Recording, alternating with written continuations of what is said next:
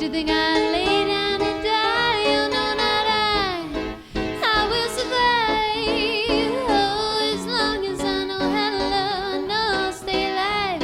I got all my life to live, I got all my love to give. I will survive, I will survive. Hey.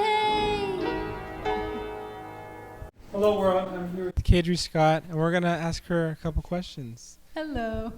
So you're based in Long Beach, and you have an album coming out. Could you tell us a little bit about that album? Yeah, so this album, its name is Higher. Yes. I did name it after one of the songs on the album, but I feel like it is fitting for all the songs within it. This album, basically, I really wanted to do a collection of my songs, but in a really stripped down way, but still full band. So I originally thought about doing an acoustic album with this group of songs, and then I was like, no, I want to do full band. And I think how they all turned out is quite actually like a happy medium of the two. Yeah, it's very, I wanted to do it very 70s style, live takes, band all in one room, and I just want it to be very real so you could feel the energy behind each musician playing the songs. My biggest musical influence, I would say, is Linda Ronstadt.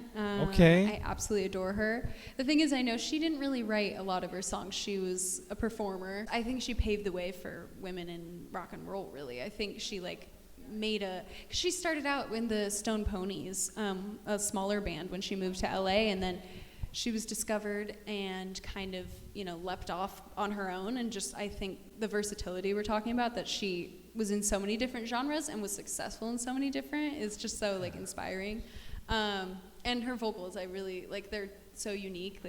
You recognize her voice when you hear it. So I definitely look up to her in that sense. Yeah. That's, a goal of mine, to be super recognizable by my voice. But other than that, I'd say Stevie Nicks as well. Also, as a woman. Yeah, so fantastic.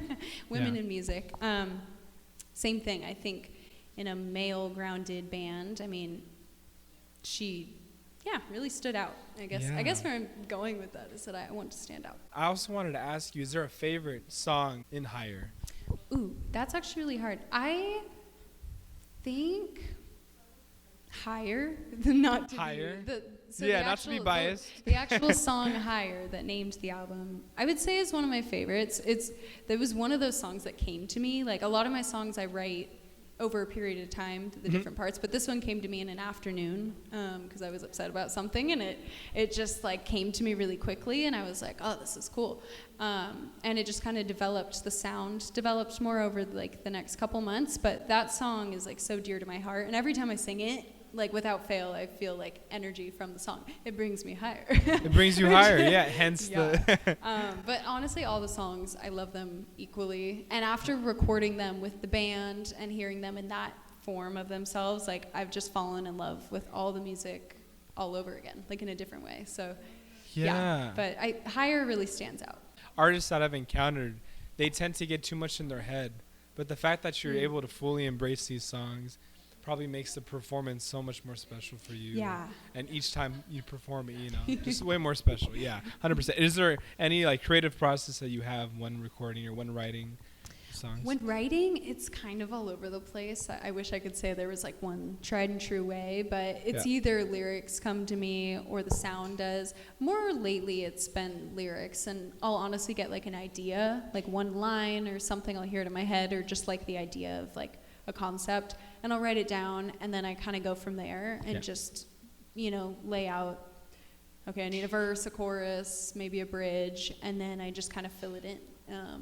And it comes to me. So a lot of the time I will write lyrics and then go in with my guitar and just hum and mess around and see what happens. But that song Higher, the sound and the words came to me very quickly, which is not often. For any aspiring musicians out there, what advice would you give them? Ooh, I would say stay true to your own morals and your vision on what you want to create and put out there, because you're creating something for other people to take in, so you want to stay clear on why you're doing that, but also try not to turn away from any opportunities. And that's what I just say, stay true to yourself. If something doesn't feel right, you don't have to do it, but I think it is so important to just put yourself out there, sing as much as you can or play as much as you can, and just share your music with the world. And also really practice doing your music and spending time with yourself too, and tuning into like what I said before, your vision behind things. And my mom always asked me, she's like, well, she did when I first really started music. She's like, well, what do you want to do with music? Why do you want to make music? And I was like, I don't know, I like to sing. But, you know, I eventually became very clear on like what I want to put out. And make people happy. And yeah, there's a deeper reason to it, yeah. Yeah. So I would definitely say if you're trying to be successful at music, I mean, that's a very broad thing, but I think just get yourself out there, you know? And sometimes I think it's so easy to look at the like smaller picture and feel like, oh, I'm not doing enough, or like things aren't happening. But when you like zoom out, kind of, it's a lot easier to be nice to yourself. Because I think sometimes I get down on myself, like, oh, I'm not doing enough. But like, I seriously have in the past year alone grown very much and put myself out there. I've played a lot more shows, and like those things are all important. So that's awesome. I'm rambling, but I would say don't be too hard on yourself, and just go out and perform anywhere you can. Yeah. Well, there you have it, Cadre Scott.